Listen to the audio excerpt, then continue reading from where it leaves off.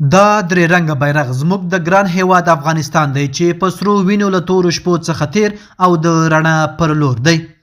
محمد اشرف غنی د افغانستان درې رنګه ملي بیرغ په اړه تازه څرګندونې کړي. هغه وایي د هیواد درې رنګه ملي بیرغ د غرور، اقتدار او ویاړ نښه ده. ملي بیرغ د یووالي د سمبول په توګه پیژندل کیږي چې د افغانستان درې رنګه ملي بیرغ تور رنګ د تیارو ورځو سمبول، سور رنګ یې د تجاوز کوونکو پر وړاندې د دې ځمکې او هیواد د خلکو د وینې او قربانۍ سمبول، او د بیرغ شین رنګ د ښېرازۍ او راتلونکي ته د هیلهمندۍ نښه ده. د هیواد درې رنګه بیرغ د دې خاورې د خلکو لپاره د کلونو راهیسې د یووالي، اتحاد، خپلواکۍ او ازادۍ ښودونکی دی چې د وخت په تیریدلو سره د ډیرو هیوادوالو سرونه او ځانونه ترې قربان شوي دي.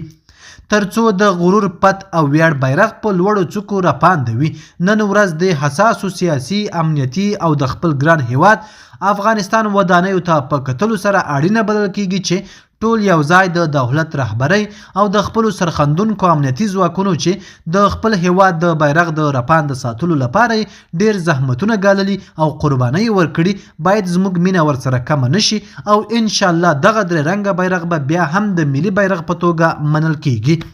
هغه له نوي حکومت هم دا غوښتنه کړې چې درې رنګه بیرغ د افغانستان ملي بیرغ په توګه ومني او د بیرغ مینوالو ته وایي چې د بیرغ ورځ په ډیر شان او شوکت بې ساري ډول ولمانځي. د نن ورځې خبر تر همدې ځایه و. د نورو تازه او مهمو خبرونو لپاره زموږ چینل در سره سبسکرایب کړئ او خپل نظریات مو را سره په کمنټ کې شریک کړئ.